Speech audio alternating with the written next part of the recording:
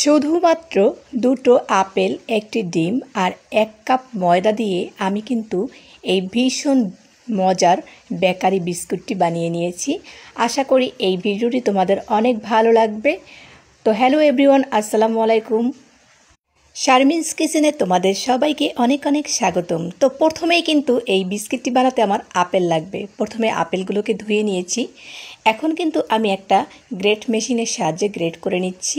এটাকে তোমরা ব্লেন্ড করে নিতে পারো, কিন্তু ব্লেন্ড করে নিলে অনেকটা পানি ছেড়ে দেবে, আর বিস্কিটে পানিটা দেওয়া একদমই ভালো হবে না।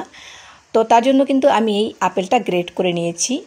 যেহেতু আপেলে কিন্তু 90%ই পানি থাকে, তো সেজন্য কিন্তু আমি এটাকে গ্রেট করে নিয়েছি। গ্রেট করলে কিন্তু একদম পানি ছাড়বে না বেশি। তো দেখো আমার গ্রেট করা হয়ে গিয়েছে। এখন কিন্তু আপেলের মধ্যে আমি 1 কাপ পরিমাণের ময়দা দিয়ে দেব। ময়দাটা আমি একটু চেলে দেব।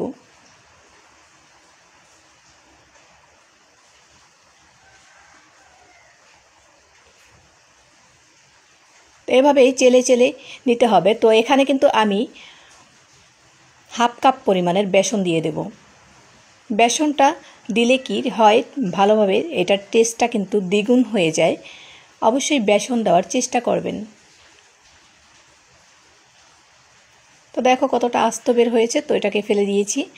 আর এখন এখানে কর্নফ্লাওয়ার দিয়ে দিলাম 1 চামচ পরিমাণের, বেকিং পাউডার দিয়ে দেব 1 চামচ পরিমাণের, লবণ দিয়ে দেব পরিমাণ মতন, এবং চিনি দিয়ে দেব 1/2 কাপ পরিমাণ। যেহেতু আপেলে অনেক মিষ্টি থাকে, চিনিটা কম দিলেও চলবে। একটা ডিম দিয়ে দিলাম।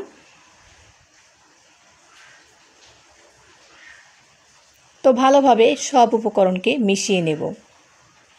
তো এবার কিন্তু আমি এখানে তেল নিয়েছি, তো আমি এখানে কিছুটা পরিমাণের তেল দিয়ে দেব, সবটা দেব না। তো এখানে এই বিস্কুটে কোনো পানি ইউজ করতে হবে না, আর বিস্কুটে পানি ইউজ করা যাবে না। তো এভাবেই কিন্তু মেখে নিতে হবে। এখন কিন্তু এই ডোটা কিন্তু অনেক স্টিকি, হাতে লেগে যাচ্ছে, কিন্তু একটু পরে এটাকে আর লাগবে না, এটা সেট হয়ে যাবে। তো কিছুক্ষণ আমি এটাকে ঢেকে রেস্টে রেখে দেব। দেখো হাতে একদম লেগে গিয়েছে। তো এটা কিছুক্ষণ রেস্টে রাখার পরে এটাকে কিন্তু আর হাতে লাগবে না। তো ভালোভাবে হাতটা ধুয়ে তারপরে আমি এখানে তেল লাগিয়ে নিয়েছি হাতে। এখন আমি এটাকে বিস্কুটের একটা শেপ দিয়ে দেব। যে কোনো একটা শেপ দিয়ে দিলেই হবে, তোমরা যে কোনো ডিজাইন দিতে পারো। তো এভাবেই আমি সব বিস্কুটগুলোকে বানিয়ে নেব। তো তোমরা চাইলে বাচ্চাদেরকে এই বিস্কিটটি বানিয়ে দিতে পারো। খুবই হেলদি এবং পুষ্টিকর একটি বিস্কিট, বাচ্চারা খেতে পারে। বাচ্চারা বড়রা সবাই কিন্তু এই বিস্কিটটি অনেক পছন্দ করবে। তো তেলটা কিন্তু গরম হওয়ার আগেই আমি কিন্তু বিস্কুটটা দিচ্ছি। আর বিস্কিটটা কিন্তু লো হিটে ভেজে নিতে হবে, না হলে উপরটা পুড়ে যাবে আর ভিতরটা কিন্তু কাঁচা থেকে যাবে। তো একদম মিডিয়াম আছে আমি এই বিস্কুটগুলোকে উল্টে পাল্টে ভালোভাবে ভেজে নেব। আর বিস্কুটটা কিন্তু তোমরা সংরক্ষণ করে রাখতে পারো কমপক্ষে 1 মাসের মতন। যে কোনো এয়ারটাইট বক্সে করে রেখে দিতে পারো নর্মাল ফ্রিজে। আর ফ্রিজের বাইরে 15 দিন পর্যন্ত সংরক্ষণ করে রেখে দিতে পারবে। তো খুব সুন্দর একটা কালার চলে এসেছে। এখন কিন্তু আমি এই বিস্কুটগুলোকে তুলে নেব, ভাজা হয়ে গিয়েছে। যে সকল বাচ্চারা আপেল খেতে পছন্দ করে না, তাদের জন্য এই বিস্কিট বানিয়ে দিতে পারো। তো কথা বলতে বলতে আমি সবগুলো বিস্কিট কিন্তু ভেজে নিচ্ছি। একইভাবে আমি সব বিস্কুটগুলোকে ভেজে নেব।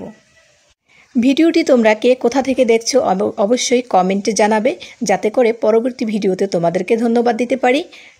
ভিডিওটি ভালো লাগলে লাইক ফলো দিয়ে পাশে থেকো। যারা ফেসবুক থেকে দেখছো তারা পেজটিতে ফলো দিয়ে রাখবে। এরকম আরও মজার মজার ভিডিও পেতে আমাদের ইউটিউব চ্যানেলটিকে সাবস্ক্রাইব করে রাখতে পারো। পাশে থাকা বেল আইকনে চাপ দিয়ে রাখতে পারো, তাহলে সবার আগে ভিডিওটি তোমাদের কাছে পৌঁছে যাবে। দেখা হবে নেক্সট ভিডিওতে। ভালো থাকো সবাই। আল্লাহ হাফেজ। আসসালামু আলাইকুম।